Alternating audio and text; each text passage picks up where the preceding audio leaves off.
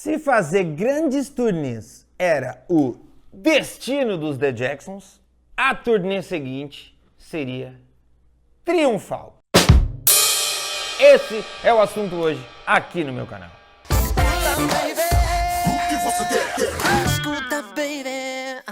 Olá, meus amigos, pessoas, todo mundo que tá aqui. Hoje a gente vai falar sobre a Triumph Tour, um dos projetos mais bem-sucedidos da história dos The Jacksons e da carreira do Michael. Para isso a gente precisa voltar no tempo e lembrar que a Destiny Tour já tinha sido considerado um projeto de sucesso. Eu já fiz um vídeo que está aqui nesse canal sobre a Destiny Tour, que foi a primeira turnê com uma produção já um pouco mais qualificada, uma produção mais cuidadosa que os Jacksons tiveram. A turnê Destiny acabou em janeiro de 80 e em agosto de 79 o Michael tinha lançado o álbum Off the Wall. Durante todo esse período em 80, com o fim da Destiny Tour, o Michael teve a oportunidade de trabalhar um pouco, fazer algumas aparições solos, fazer algumas divulgações, fazer entrevistas e trabalhar um pouco o álbum solo Off the Wall. Ele nem acabou de divulgar o álbum Off the Wall e já entrou em estúdio dessa vez com os irmãos para gravar o álbum Triumph, que até então não tinha nome. Esse marca definitivamente o primeiro álbum só com composições dos Jacksons, dos irmãos Jackson. Aí você vai falar, Rodrigo, você está errado, porque Blame It on the Boogie é a composição do Michael Jackson. É o Michael, mas é um outro Michael. É um cara chamado Michael Mick Jackson. Quer dizer, o cara teve a sorte de ter o nome do Michael, mas nessa hora é um pouco um azar, porque todo mundo acha que aquele Michael Jackson é esse. E não é. O cara talvez nem tenha sido tão creditado quanto merecesse. Enfim, esse é o primeiro álbum que marca definitivamente um controle absoluto dos irmãos sobre o material. No disco Triumph, a gente vê mais uma vez a imagem do pavão. E aqui tem, inclusive, uma história, Peacock History. Como eu já falei na Destiny, o Michael e os irmãos, para cuidar dessa parte da produção, fundaram uma produtora chamada Peacock Productions. Segundo a própria mãe do Michael nesse livro, que é um dos livros mais legais que tem, durante esse início do processo, em 1980, quando eles estavam começando a esboçar a produção do álbum, o Randy sofreu um acidente de carro, um acidente muito sério, um acidente que fez com que ele quase tivesse a perna amputada. E segundo os médicos, na melhor das hipóteses, ele manteria a perna, mas ele teria dificuldades para locomoção. Quando saiu o álbum Triumph, em outubro de 1980, a galera já estava numa baita ansiedade para ver de novo o Michael no palco, para ver de novo os irmãos. A última turnê já tinha sido incrível, o Michael já estava mais do que estabelecido como um artista solo com o álbum Off the Wall. O Michael ainda tinha alguns compromissos a cumprir de agenda solo. Os irmãos ainda acreditavam numa recuperação do Randy, então eles preferiram segurar um pouco, trabalhar o lançamento do disco primeiro, para depois iniciar o processo da turnê em si. E então, em março de 1981, iniciou a montagem da turnê Triumph, que até então era a maior turnê produzida pelos irmãos. A maior parte das ideias, segundo consta no livro da mãe do Michael e no próprio livro Moonwalk do Michael, a maior parte das ideias vinha realmente do Michael. Tinha uma parte de investimento da família Jackson já muito maior. Bandas como Earth, Wind and Fire, Commodores, estava estourada, os caras levavam multidões para os shows. Então o Michael entendeu que ele precisava oferecer algo além de música. Esse show precisava ir além da experiência musical. Uma das coisas que o Michael fala no livro dele, e a mãe do Michael fala também, é que a ansiedade do Michael em produzir esse show era uma ansiedade muito forte, porque a intenção era realmente misturar o melhor do Triumph e o melhor de Off the Wall. Era fazer uma visita muito breve na história dos irmãos, mas pesar no que eles tinham de melhor. Então isso fez com que o Michael enxergasse essa turnê como uma oportunidade para não ter nenhuma música que ele considerasse secundária, marginal, nenhuma música que não fosse hit. Então o Michael estava muito ansioso por trabalhar uma turnê que ele sabia que do início ao fim só ia ter pancada. Foi então que o Michael teve uma ideia inspirada no filme Contatos Imediatos do Terceiro Grau, de fazer uma introdução para esse show. E ele construiu 3 plataformas de luzes, que na época não só era uma coisa muito complexa, era vista como impossível. Hoje, quando você imagina luzes, as luzes hoje elas são leves, elas são fáceis de sequenciar, elas são fáceis de se ligar. Hoje o que se utiliza para se acender, o que se acendia uma lâmpada de show antigamente, você acende hoje sei lá quantas. Então a ideia era que essas 3 plataformas subissem acesas como se fossem 3 naves levantando voo ao mesmo tempo que o público ia ouvir um som como se fosse um... E essa luz ia inundando aquela arena. Ao contrário da Destiny Tour, a Triumph já não teria nenhum show mais em teatro, ela iria direto para grandes arenas, já não caberia mais uma produção dessa em locais pequenos. Segundo consta no próprio Book Tour da Triumph, que eu vou mostrar, os figurinos dessa turnê foram todos desenhados pela Enid Jackson.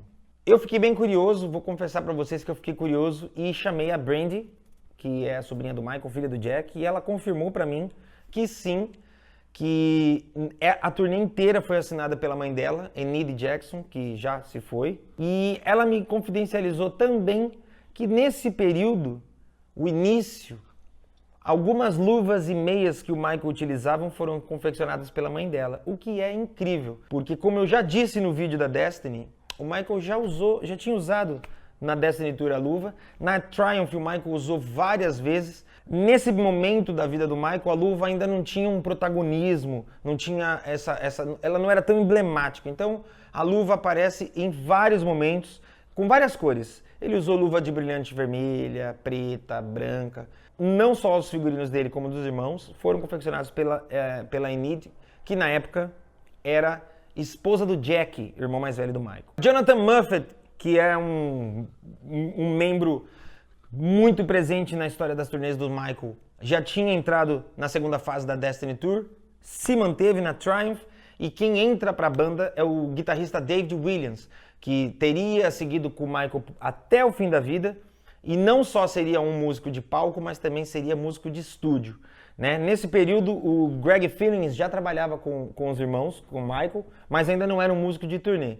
Então, da galera que a gente conhece na carreira solo do Michael, já tinha aí David Williams e o Sugarfoot fazendo a batera. Nessa turnê, o Michael começa a flertar com coisas que vão além de uma apresentação musical. Então, essa turnê, na turnê Triumph, o Michael usa pela primeira vez uma coisa que a gente sabe que ele amava e que nunca mais ia sair das turnês dele, que era o ilusionismo. Na época, ele fez uma parceria com um mágico chamado Doug Henning, uma parceria que durou por muito tempo ainda, onde o Doug Henning criou uma ilusão para o Michael sumir no final de Don't Stop Till You Get Enough. Uma coisa que a mãe do Michael confidencializa no livro dela é de que o Michael não gostava quando alguém perguntava para ele como era feito. Então ela conta que ela nunca soube como era feita a mágica. E que o Michael ficava visivelmente aborrecido quando ela perguntava, pô, me fala aí qual é esse segredo aí. Já no livro do Michael, a gente consegue meio que entender um pouco o porquê disso, porque o Michael fala no livro dele que ele estava muito ansioso por poder misturar artes diferentes num show musical, mas que ele teria se sentido mal quando ele foi conversar com o Doug Henning para pedir... para comprar o segredo, porque é assim que funciona, entendeu? E o Michael fala no livro dele que ele se sentiu mal de chegar pro cara e falar, pô, eu quero tal segredo, e ter que pagar pelo segredo. O Michael se sentiu meio mal por isso. Essa parceria durou aí, como eu falei, por algumas turnês, a gente vai falar desse nome ainda algumas vezes, mas nessa turnê foi criado um ilusionismo pro Michael sumir no final de Don't Stop Till You Get Enough. Com a turnê pronta, ensaiada e preparada, ela estreou no dia 8 de julho de 1981. Foram 44 shows, todos esgotados.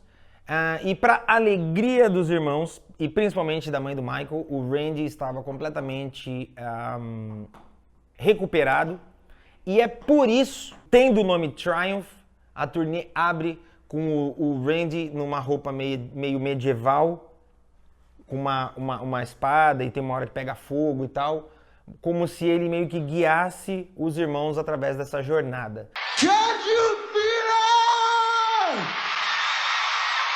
Na época foi muito noticiada, na época saiu em vários jornais, várias revistas, o Randy deu muita entrevista sobre a recuperação, mas é uma coisa que com o tempo meio que se perdeu e a gente meio que, quando a gente vê hoje alguma cena, a gente fala, pô, mas que diabo é isso? Que tem a ver o Randy? Por que o Randy tá entrando com uma roupa medieval? Ei, Randy, tira isso daí! Tem um motivo especial, especialmente para a família. O show começava com uma projeção remetendo ao videoclipe Can You Feel It, que na época era a coisa mais revolucionária que tinha. E aí então iniciava-se aquele som meio espacial, com as plataformas se erguendo, revelando os irmãos. Então, antes mesmo de tocar, digamos, o primeiro acorde musical, o Michael já tinha criado uma situação onde a projeção, a luz e aquele som causaria uma antecipação no público.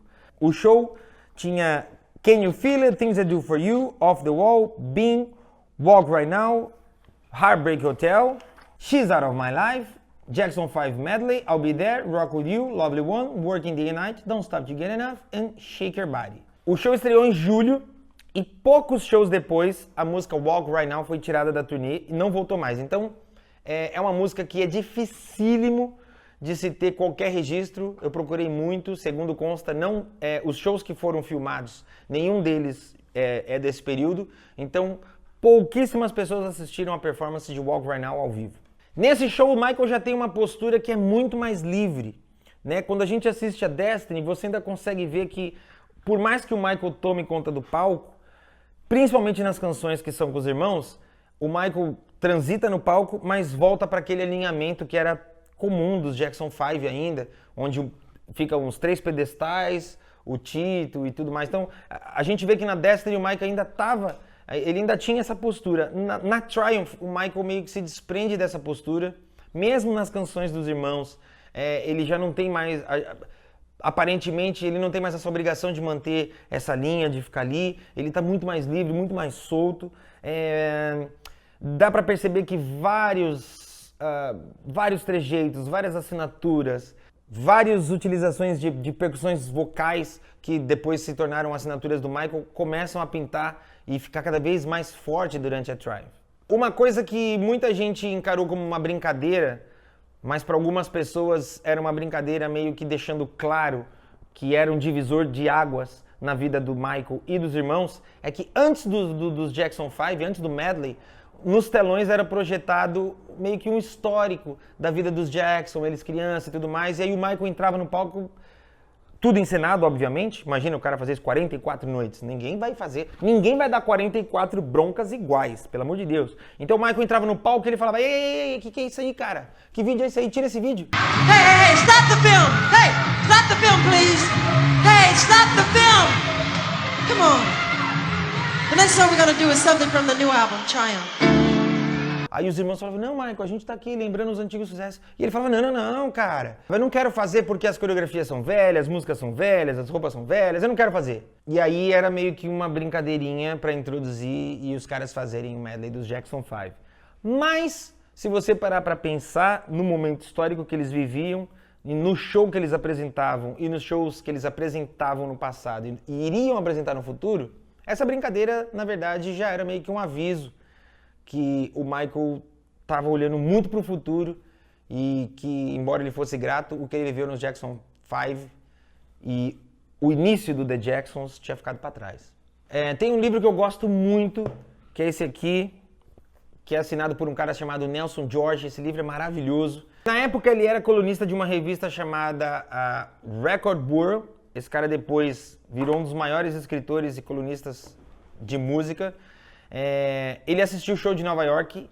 Ele já, naquela época, a crítica dele sobre o show era óbvio, de que era maravilhoso, e naquela época ele já fala que o Michael que as pessoas assistiam ali já era um novo Michael.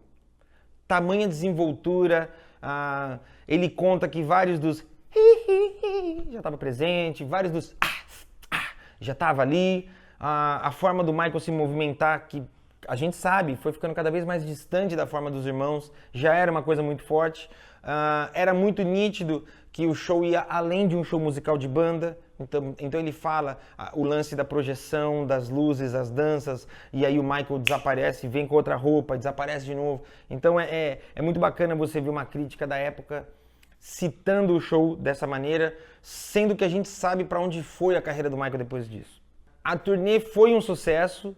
Segundo alguns livros, algumas matérias, haveria até possibilidade de que houvessem mais shows. O Michael não queria uma turnê tão longa, a Destiny já tinha sido uma turnê longa e o Michael desenvolveu durante a Destiny alguns desgastes vocais.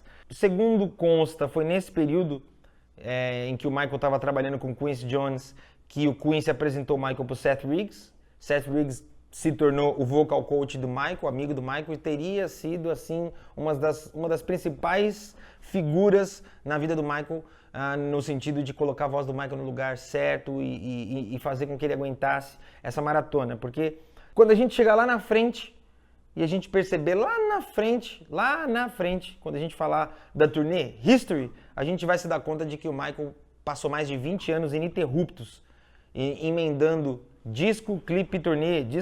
Então, esse momento em que a carreira do Michael explode em Off the Wall e a Triumph se torna este tipo de espetáculo, é primordial que ele encontre um cara como o Seth e ele passa a ter esse cuidado vocal. A turnê que estreou em julho acabou dia 26 de setembro de 81, foram 44 shows, na época eles arrecadaram 5 milhões e meio de dólares, o que era considerado um sucesso. Hoje seria mais ou menos alguma coisa em torno de 16 milhões. 16 milhões, 44 shows. A gente está falando de anos 80, então 81 é um baita sucesso. A revista Rolling Stones considerou a Triumph Tour uma das melhores turnês dos últimos 20 anos. E essa turnê permaneceria nessa lista ainda por um bom tempo, até que o próprio Michael superasse. O sucesso foi tão grande que em novembro de 1981, a gravadora resolveu lançar The Jacksons Live, que é o registro da turnê. Durante muito tempo foi divulgado que esse show era o show de Nova York. Na verdade, ele é um show que mescla vários lugares. É um dos melhores registros que se tem ao vivo. Infelizmente, na época, não cabia o show inteiro. De tantos relançamentos que eles já fizeram que eu considero desnecessário e duvidoso, eu acho que o relançamento que eu mais gostaria, principalmente desse período, era que eles fizessem, de repente, aí um Jackson's Live e tivesse completo. Durante a turnê, este era o material que era vendido nas arenas, nos estádios. Esse é o Book Tour. Do mesmo jeito que eu mostrei o Book Tour da Destiny, eu vou mostrar aqui. Esse é o Book Tour da Triumph Tour. Como todo, é um pouco repetitivo os Book Tours, né? Principalmente dessa época. Ele mostrava uma página para cada irmão. Uma coisa engraçada de se perceber, principalmente nessa página aqui, na Destiny, em algum período da Destiny, teve uma época que todos os irmãos usavam roupas como a do Michael no videoclipe Rock With You. E dá para perceber aqui, ó. Todo Book Tour é assim, normalmente o Book Tour ele tem a foto da turnê anterior. Só lá na frente a gente vai ver outros Book Tours que mudaram isso. Aí aqui a história do Michael, algumas imagens, tanto do trabalho solo quanto de turnês anteriores. O Michael monopoliza a maior parte, óbvio, do material. Aqui eu tenho que falar uma coisa que eu achei um pouco estranha, não vou mentir pra vocês não, viu? Aqui tem, falando que o management era feito por um escritório e pelo Joe Jackson. Aí aqui fala a respeito do merchandising e tudo mais, créditos de fotos, fala até a respeito de fã-clubes e tudo mais. E aí aqui, Mr. J's Limousine Service, produced by Joe Jackson Productions. Tem uma propaganda de um serviço de limusine do Joe, serviço 24 horas, caso você precise. E aqui embaixo, que eu falei para vocês, Costume Design and Created for. Aqui tá cortado porque, infelizmente, o livro que eu encontrei, por alguma razão, a pessoa que tinha, eu não sei por que razão, na verdade. Eu acho que, sabe quando a gente é criança, que a professora pega e fala, recorte palavras que comece com a letra tal? Eu só posso conceber que é isso. Enid Jackson, então foi por causa dessa informação que eu chamei a Brand para confirmar. E aqui atrás, os principais álbuns que faziam parte da Triumph Tour. No caso, Destiny, Off the Wall e Triumph. A turnê Triumph foi um sucesso absoluto, mas chegou ao fim. E chegou ao fim dando espaço para o Michael seguir o próximo caminho, criar o próximo disco, que seria Thriller, e criar a próxima turnê, que seria Victory Tour. Como eles chegaram lá? Isso a gente vai saber só no próximo vídeo. Esse foi o vídeo de hoje. Se você não é inscrito, se inscreva nesse canal, ative o sininho, comenta, compartilha. Se você não sabe ainda, nesse canal a gente tem uma área de membros. Sim, área de membros? Uma área de membros. Você pode participar, ser um membro desse canal, me dar uma baita de uma força, assistir materiais inéditos, me ajudar a escolher temas, me ajudar a escolher qual o próximo vídeo a ser postado. Eu sou o Rodrigo Teaser, foi um prazer estar com você nessa turnê Triumph. A gente se vê na próxima. Espero que vocês gostem.